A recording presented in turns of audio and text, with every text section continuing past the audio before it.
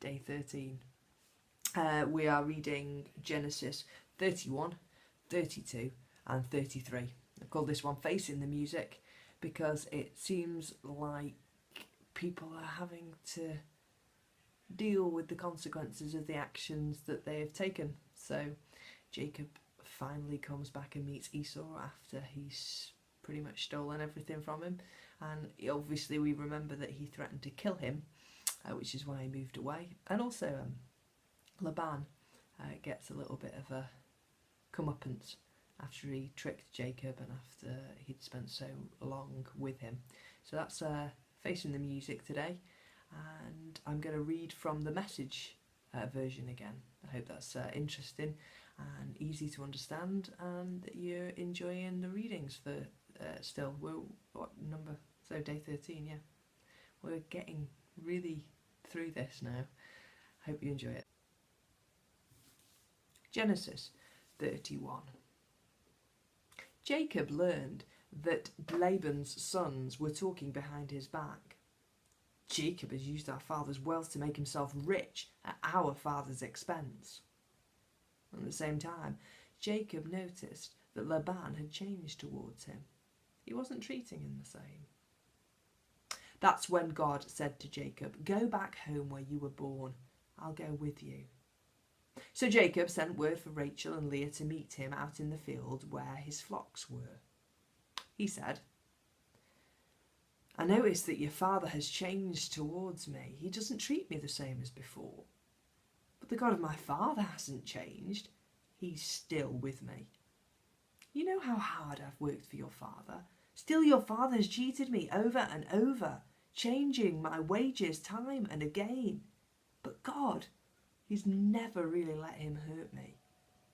If he said, 'Your wages will consist of speckled animals,' then the whole flock would start having speckled lambs and kids.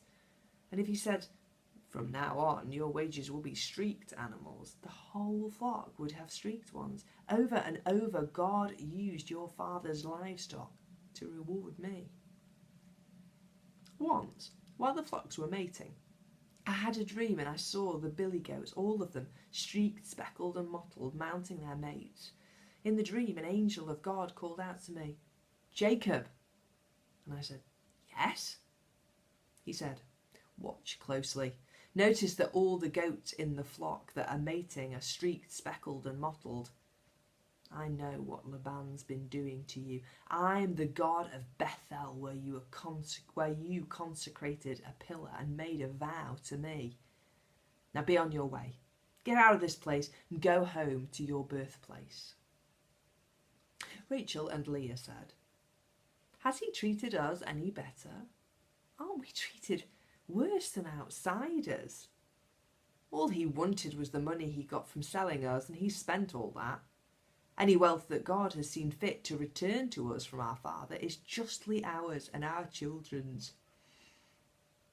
Go ahead, do what God has told you.' And Jacob did. He put his children and his wives on camels and gathered all of his livestock and everything he had gotten, everything acquired in Padan Aram, to go back home to his father Isaac in the land of Canaan. Laban was off shearing sheep. Rachel stole her father's household gods, and Jacob had concealed his plans so well that Laban, the Aramean, had no idea what was going on. He was totally in the dark. Jacob got away with everything that he had and was soon across the Euphrates, headed for the hill country of Gilead. 3 days later, Laban got the news. Jacob's run off. Laban rounded up his relatives and chased after him. 7 days later, they caught up with him in the hill country of Gilead. That night, God came to Laban the Aramean in a dream and said, 'Be careful what you do to Jacob, whether good or bad.' When Laban reached him, Jacob's tents were pitched in the Gilead mountains. Laban pitched his tents there too. 'What do you mean,' said Laban, 'by keeping me in the dark and sneaking off, hauling my daughters off like prisoners of war?' Why did you run off like a thief in the night? Why didn't you tell me? Why, I would have sent you off with great celebration. Music, timbrels, fruits. But you wouldn't permit me so much as a kiss for my daughters and grandchildren. It was a stupid thing for you to do. If I had a mind to, I could destroy you right now.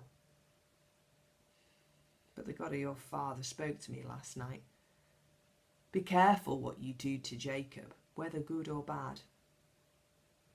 I understand. You left because you were homesick. But why did you steal my household gods? Jacob answered Laban, I was afraid. I thought you would take your daughters away from me by brute force. But as far as your gods are concerned, if you find that anybody here has them, that person dies. With us all watching, look around. If you find anything here that belongs to you, take it. Jacob didn't know that Rachel had stolen the gods. Laban went through Jacob's tent, Leah's tent, and the tents of the two maids, but he didn't find them. He went from Leah's tent to Rachel's. But Rachel had taken the household gods, put them inside a camel cushion, and was sitting on them. When Laban had gone through the tent, searching high and low without finding a thing, Rachel said to her father, Don't think I am being disrespectful, my master, but I can't stand before you, but I'm having my period. So even though he turned the whole place upside down in his search, he didn't find the household gods. Now it was Jacob's turn to get angry. He lit into Laban. So, what's my crime? What have I done to you that you badger me like this? You've ransacked the place. Have you turned up a single thing that's yours? Let's see it. Display the evidence. Our two families can be the jury and decide between us. In the 20 years I've worked for you, ewes and she-goats never miscarried. I've never feasted on the rams from your flock. I never brought you a torn carcass killed by wild animals, but that I actually paid out of for my own pocket. Actually, you made me pay whether it was my fault or not. I was out in all kinds of weather, from torrid heat to freezing cold, putting in many a sleepless night. For 20 years I've done this. I've slaved away 14 years for your two daughters and another 6 years for your flock, and you changed my wages 10 times. If the God of my father, the God of Abraham, and the fear of Isaac had not stuck with me, you would have sent me off penniless. But God saw the fix I was in and how hard I had worked, and last night rendered his verdict. Laban defended himself. The daughters are my daughters. The children are my children. The flock is my flock. Everything you see is mine. But what can I do about my daughters or for the children they've had? So let's settle things between us. Make a covenant. God will be the witness between us. Jacob took up a stone and set it upright as a pillar. Jacob called his family around. Get stones. They gathered stones and heaped them up, and then ate there beside the pile of stones. Laban named it in Aramaic Yegar Shadutha, the witness monument. Jacob echoed the name in Hebrew, Galeed, witness mountain. Laban said, this monument of stones will be a witness beginning now between you and me. That's why it's called Galeed, witness mountain. It is also called Mizpah, watchtower. Because Laban said, God, keep watch between you and me when we are out of each other's sight. If you mistreat my daughters or take other wives when there's no one around to see you, God will see you and stand witness between us. Laban continued to Jacob, "This monument of stones and this stone pillar that I have set up is a witness that I won't cross this line to hurt you, and you won't cross this line to hurt me. The God of Abraham and the God of Nahor and the God of their ancestor will keep things straight between us." Jacob promised, swearing by the God of his father Isaac. Then Jacob offered a sacrifice on the mountain and worshipped, calling in all his family members to the meal. They ate and slept that night on the mountain. Laban got up early the next morning, kissed his grandchildren and his daughters, blessed them, and then set off home. Genesis 32. And Jacob went his way. Angels of God met him. When Jacob saw them, he said, "Oh, God's camp." And he named the place Mahanaim, campground. Then Jacob sent messengers on ahead to his brother Esau in the land of Seir in Edom. He instructed them, "Tell my master Esau this, a message from your servant Jacob. I've been staying with Laban and couldn't get away until now. I've acquired cattle and donkeys and sheep, also men and women servants. I'm telling you all this, my master, hoping for your approval." The messengers came back to Jacob and said, "We talked to your brother Esau, and he's on his way to meet you. But he has 400 men with him." Jacob was scared, very scared. Panicked, he divided his people, sheep, cattle and camels, into 2 camps. He thought, if Esau comes on the first camp and attacks, the other camp has a chance to get away. And then Jacob prayed, "God of my father Abraham, God of my father Isaac, God who told me, go back to your parents' homeland and I'll treat you well. I don't deserve all the love and loyalty that you've shown me. When I left here and crossed the Jordan, I had only the clothes on my back, and now look at me. 2 camps. Save me, please, from the violence of my brother, my angry brother. I'm afraid he'll come and attack us all, me, the mothers and the children. You yourself said, I will treat you well. I'll make your descendants like the sands of the sea, far too many to count." He slept the night there. Then he prepared a present for his brother Esau from his possessions: 200 female goats, 20 male goats, 200 ewes and 20 rams, 30 camels with their nursing young, 40 cows and 10 bulls, 20 female donkeys and 10 male donkeys. He put a servant in charge of each herd and said, "Go ahead of me and keep a healthy space between each herd." Then he instructed the first one, "Out. When my brother Esau comes close and asks, 'Who is your master? Where are you going? Who owns these?' answer him like this: 'Your servant Jacob. They are a gift to my master Esau. He's on his way.'" He gave the same instructions to the second servant and to the third, to each in turn as they set out with their herds. "Say your servant Jacob is on his way behind us." He thought, "I will soften him up with this succession of gifts. Then, when he sees me face to face, maybe he'll be glad to welcome me." So his gifts went before him while he settled down for the night in the camp.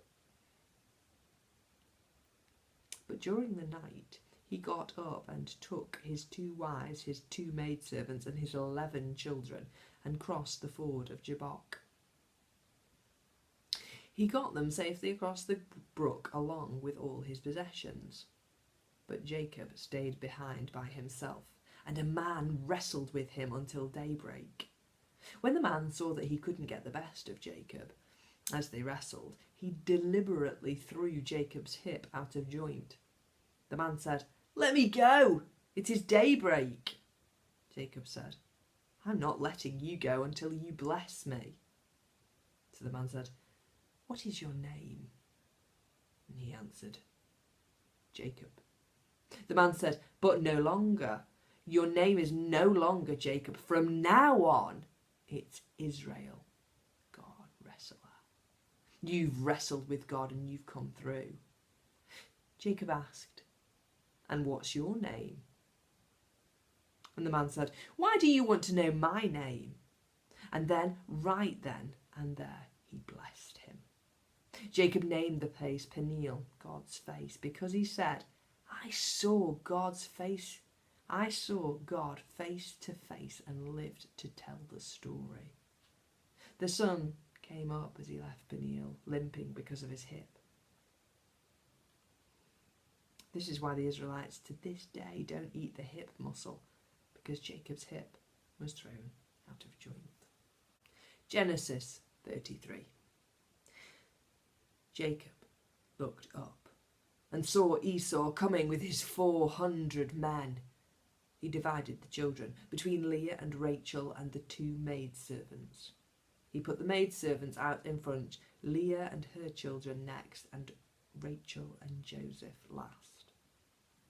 He led the way, and as he approached his brother, bowed 7 times, honouring his brother. But Esau ran right up and embraced him, held him tight and kissed him, and they both wept. Then Esau looked around and saw the women and children. "And who are these with you?" Jacob said, "The children that God saw fit to bless me with." Then the maidservants came up with their children and bowed. Then Leah and her children also bowing. And finally Joseph and Rachel came up and bowed to Esau. Esau then asked, "And what was the meaning of all those herds that I met?" "I was hoping that they would pave the way for my master to welcome me." Esau said, "Oh, brother, I have plenty of everything. Keep what is yours for yourself." Jacob said, "Please, if you can find it in your heart to welcome me, accept these gifts. When I saw your face, it was the face of God smiling on me. Accept the gifts that I have brought to you. God has been good to me, and I have more than enough." Jacob urged the gifts on him, and Esau accepted. Then Esau said, "Let's start on our way. I'll take the lead." But Jacob said, "My master can see that the children are frail, and the flocks and the herds are nursing, making for slow going. If I push them too hard, even for a day, I'll lose them all. So, master, you go on ahead of your servant, while I take it easy at the pace of my flocks and children. I'll catch up with you in Seir." Esau said, "Let me at least lend you some of my men." "There's no need," said Jacob. "Your generous welcome is all I need or want." So Esau set out that day and made his way back to Seir. And Jacob left for Succoth. He built a shelter for himself and sheds for his livestock. That's how the place came to be called Succoth, sheds. And that's how it happened that Jacob arrived all in one piece at Shechem, in the land of Canaan. All the way from Padan Aram, he camped near the city. He bought the land where he pitched his tents from the sons of Hamor, the father of Shechem. He paid 100 silver coins for it. And then he built an altar there, and he named it El Elohei Israel. Mighty is the God of Israel.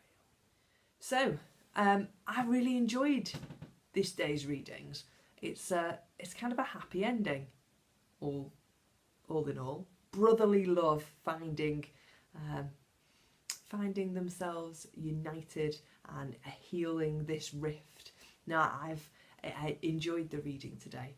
In fact, I've enjoyed it so much that you kind of hoped I'd like a little bit of backstory. What happened with Esau? What has he been doing for 20 years? I mean, obviously in 20 years you're a lot older, a lot wiser, and it definitely has given you a long time to cool down, but I'd love to know. I'd love to know. But we don't know.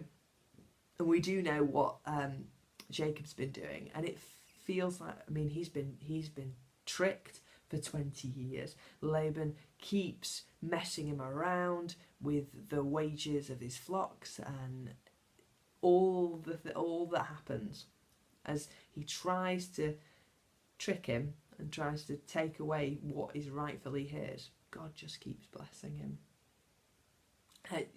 Jacob doesn't even need to do anything. God just abundantly blesses him. And then possibly one of my favourite encounters for Jacob. I do like Jacob's ladder and the dreams. Have you noticed that Jacob dreams a lot? Well, he passes that on to his son Joseph, doesn't he?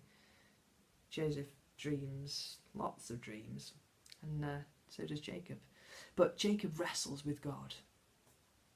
It's such a perfect example for me of how we ought to wrestle in our discipleship journeys. Maybe even encountering Genesis has been a wrestle for you, that sometimes you hear the text or you read some of the text and you go, I don't understand what this means, what this is about. It doesn't sound right. What's going on? And you're wrestling God for that blessing. I know I can get something out of this. I know there's something to be had of good within this. What do you want me to understand from this, God? Sometimes I think we're tempted that our journeys with God are just sort of nice and polite and plain sailing. You know, always just happy, smiley Christianity, we'll call it that. And then we hear this Jacob wrestling with God, arguing. You know, when we've had Abraham arguing the toss with God about Sodom and Gomorrah, and now we have Jacob wrestling with God and God blessing him in the end. What does that say about what it is to be in relationship with God? Do we believe that actually God can't handle us going, God, I'm so frustrated with you right now? Or perhaps actually the relationship that we have with God is far more robust, far more multi-dimensional than we actually anticipated. Anyway, that's just a few of my thoughts. I'm sure you have plenty, and let me know about them, or let somebody know about them. Let's talk about this stuff. Let's dialogue about this great and wonderful story.